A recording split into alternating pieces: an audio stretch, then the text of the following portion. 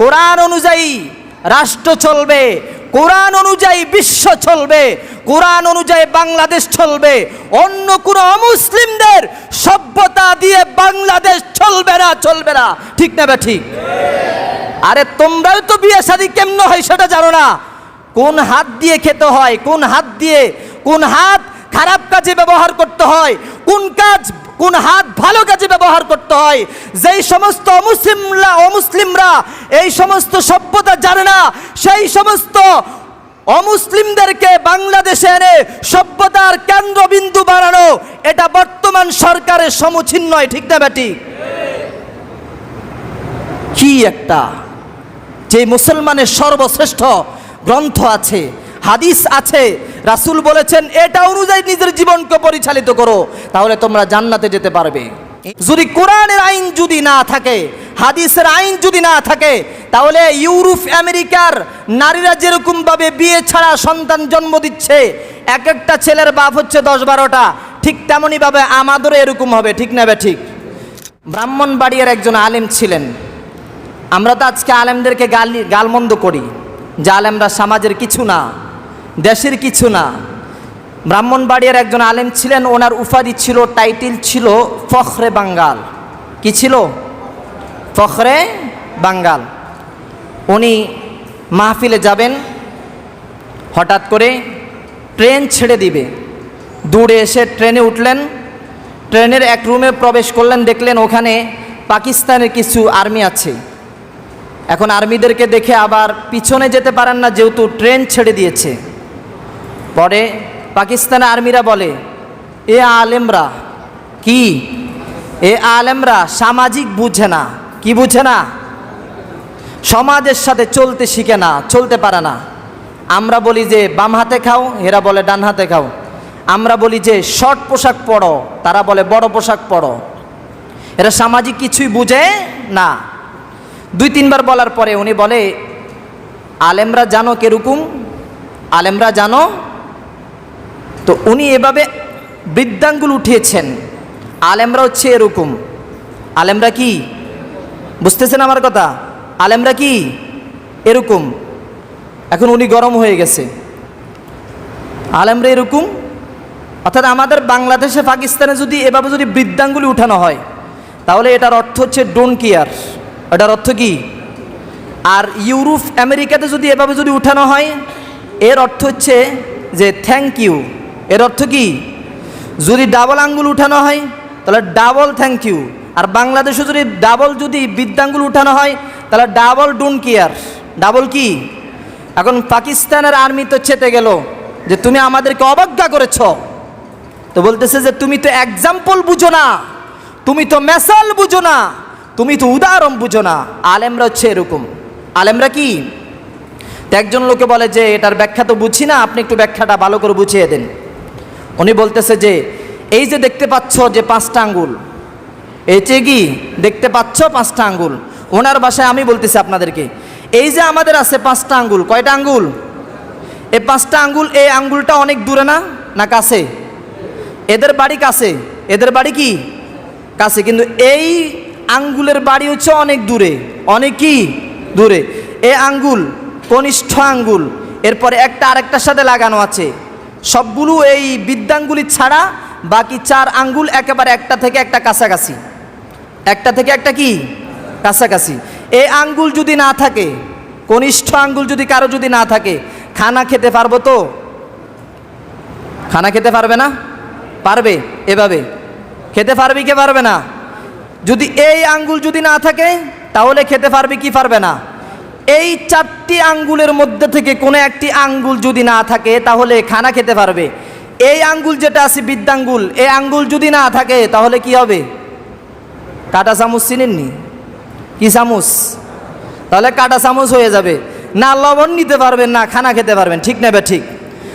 ঠিক তেমনইভাবে 5 আঙ্গুল হচ্ছে একটি সমাজ। এই 4 আঙ্গুলের সমাজের মূল লিডার হচ্ছে, মূল মডেল হচ্ছে আলেমরা। আলেমরাই যদি না থাকে তাহলে সমাজের মধ্যে যে রাসূলের সুন্নাত আছে, কোরআনের যে সভ্যতা আছে, এটা কখনো কোনো সময় বাস্তবায়ন হবে না। ঠিক না? ঠিক। এই জন্য আলেম লাগবে কি লাগবে না?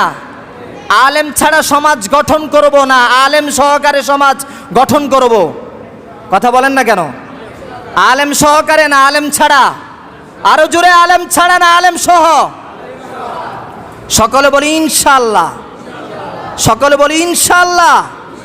আলেম ছাড়া কোনো সমাজ গঠন হয় না, আলেম ছাড়া কোনো মানুষের সমাজ হয় না, ঠিক না ঠিক? আচ্ছা, গরু ছাগল বেড়া দুম্বা এগুলোর বিয়ে হয় তো? কথা বলেন না কেন? হয়। মানুষের আর মানুষ আবার কয়েক প্রকারের। মুসলমানেরা বিয়ে হয়, কিন্তু ইহুদি খ্রিস্টানের কি বিয়ে হয়নি? ইউরোপ আমেরিকাতে একটা মেয়ের হাজব্যান্ড তার ফ্রেন্ড অনেক থাকে, ঠিক না ঠিক? এদের মধ্যে বিয়ে শাদী এটা হারাম নয়, এটা বৈধ, বরং এদের আইন, এটা এদের কি আইন। আর মুসলমানদের বিয়ে এটা সন্তান বিয়ের মাধ্যমে হওয়া, এটা আল্লাহর হুকুম। এটা কি হুকুম?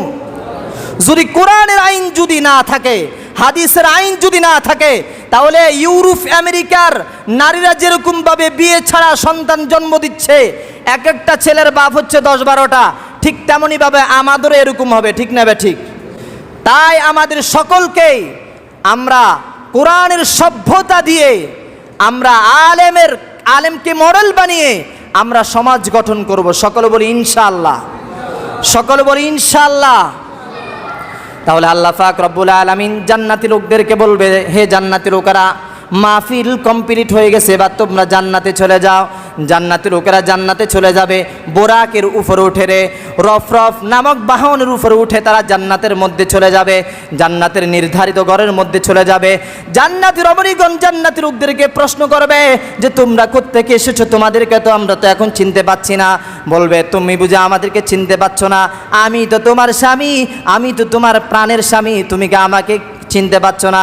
তখন জান্নাতি রমণীগণ বলবে যে তুমি আল্লাহর মাহফিল থেকে আসার পরে তোমার এখন চেহারা, তোমার পুরা বডিটা চেঞ্জ হয়ে গেছে, তোমার সিরত সুরত পরিবর্তন হয়ে গেছে, তুমি এখন কোটি কোটি গুণ বেশি সুন্দর হয়ে গেছ, এই জন্য আমি তোমাকে দেখতে পাচ্ছি না।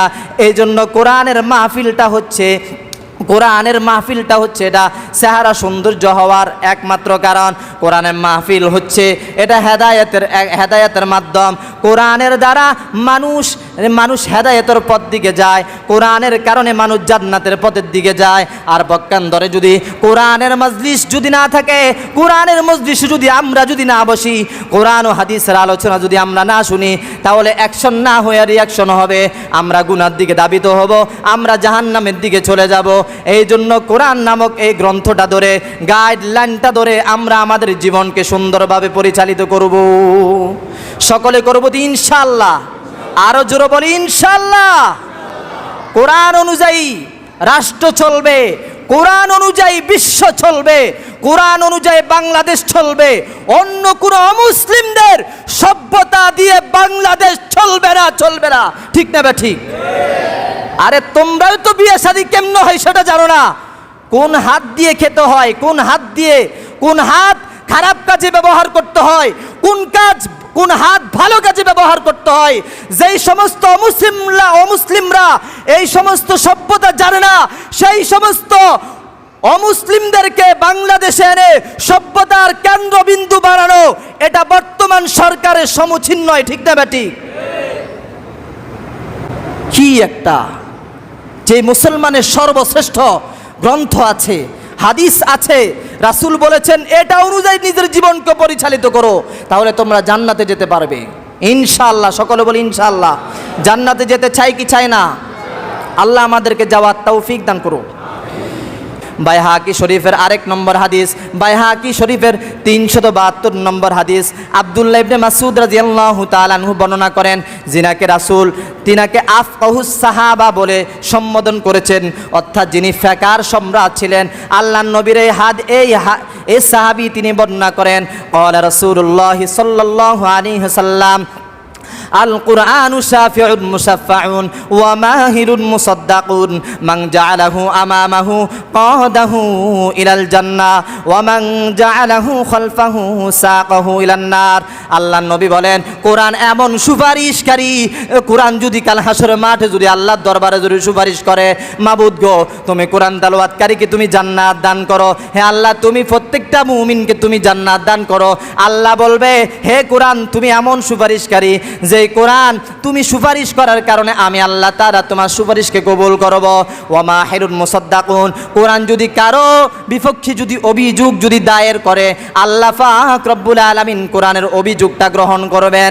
আল্লাহর নবী বলেন মান জালাহু আমামাহু কাদাহু ইলাল জান্নাহ, যে কোরআনকে সামনে রাখবে, কোরআন অনুযায়ী নিজের জীবনকে পরিচালিত করবে, কোরআন অনুযায়ী রাষ্ট্র পরিচালনা হবে, কোরআন অনুযায়ী নিজের ব্যক্তিগত জীবন পরিচালিত হবে, সমাজ পরিচালিত হবে, রাষ্ট্রীয় পরিচালিত হবে, ব্যক্তি জীবন পরিচালিত হবে, সাংসারিক জীবনটা পরিচালিত হবে, এই কোরআন তাদেরকে জান্নাতে নিয়ে যাবে।